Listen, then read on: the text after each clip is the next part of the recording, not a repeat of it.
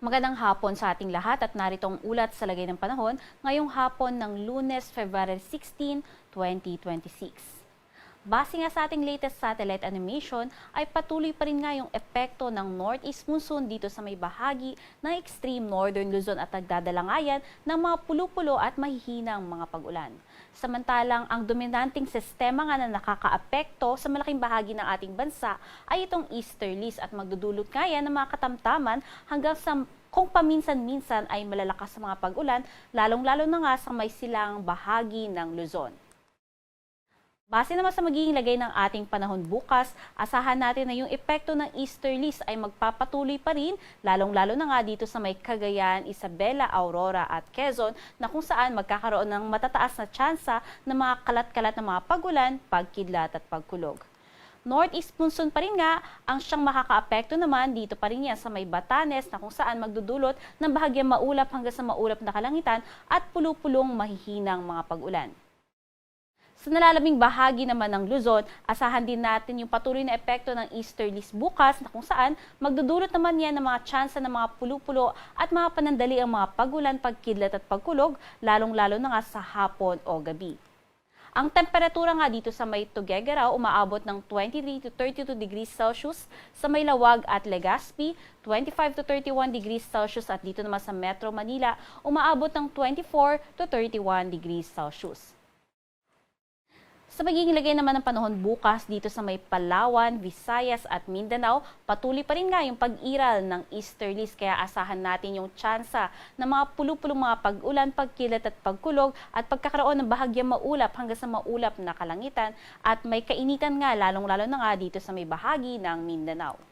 Temperatura nga dito sa may Mindanao, pinakamainit sa may Zamboanga at Davao na kung saan umaabot 24 to 34 degrees Celsius at dito naman sa may bahagi ng Cebu umaabot ng 25 to 32 degrees Celsius at dito sa may Iloilo maging sa may Cagayan de Oro City umaabot naman ng 24 to 31 degrees Celsius.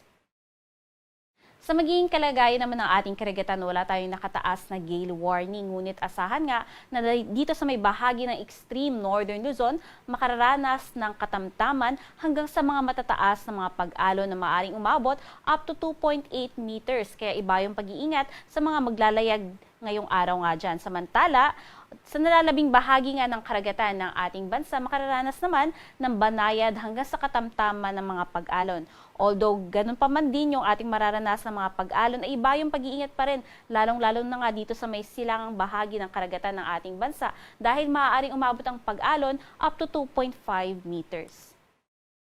Sa magiging lagay ng ating panahon sa susunod na 3 araw dito sa may Luzon, asahan nga natin na although up until today to tomorrow, ang prevailing weather system natin ay easterlies. Ngunit nakikitaan na nga natin ng muling pagbugso ng northeast monsoon simula Miyerkules hanggang Biyernes sa malaking bahagi ng ating bansa. Kaya naman, ang buong Luzon ay maapektuhan ng northeast monsoon na kung saan magdadala nga yan ng maulap na kalangitan na may kasamang mahihinang mga pag-ulan, lalong-lalo na nga sa may silangang bahagi ng Northern Luzon, Central Luzon at Southern Luzon, kasama nga dyan ang Bicol Region at Legazpi City na kung saan magpapatuloy nga yan sa loob ng 3 araw. Maulap na kalangitan na may kasamang mahihinang mga pag-ulan. Samantalang sa nalalabing bahagi naman ng Luzon, kasamang Metro Manila, asahan natin yung bahagyang maulap hanggang sa maulap na kalangitan at pulo-pulong mahihinang mga pag-ulan. Ganito nga rin yung panahon na ini-expect natin sa malaking bahagi ng Visayas na kung saan aabutin din ng epekto ng northeast monsoon. Kaya naman ang Tacloban City at ang iba pang bahagi ng Eastern Visayas makararanas din ng maulap na kalangitan na may kasamang mahinang mga pagulan starting Miyerkules up until Thursday. However, pagsapit nga ng Friday, inaasahan natin yung muli na namang pagbabalik ng shear line na kung saan makakaapekto muli yan sa may silangang bahagi ng Visayas at magdadala ng mga katamtaman hanggang sa mga malalakas na mga pag-ulan. Sa nalalabing bahagi nga ng Kabisayaan, asahan pa rin natin yung mga tsansa ng mga pulo-pulo at mahinang mga pag-ulan sa susunod na 3 araw. Sa magiging lagay naman ng panahon dito sa may Mindanao, asahan nga natin na sa may bahagi ng Davao Region at Caraga, kasama dyan ang Metro Davao, ay makararanas din ng epekto ng shear line starting Wednesday up until Thursday. Pagsapit naman ng Biyernes, yung axis nga ng shear line ay bahagyang tataas sa pagitan ng Eastern Visayas at Dinagat Islands. Kaya naman yung mga pag-ulan na mararanasan sa ilang bahagi ng Caraga at Davao Region ay magmumula na sa easterlies starting ng Friday.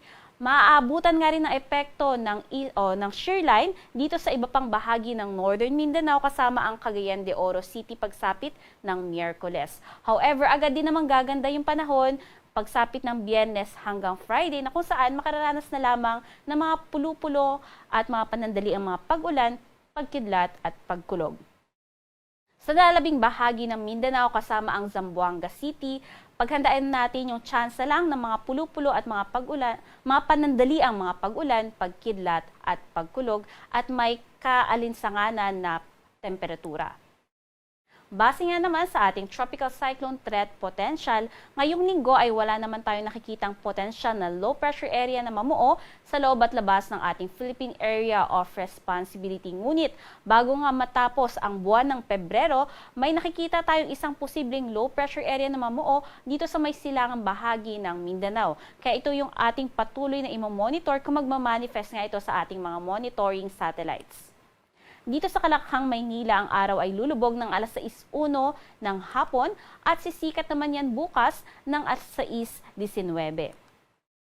Manatiling may alam sa lagay ng panahon at bisitahin ang ating mga social media pages sa may X, Facebook at YouTube at i-search lamang ang DOST Pag-asa.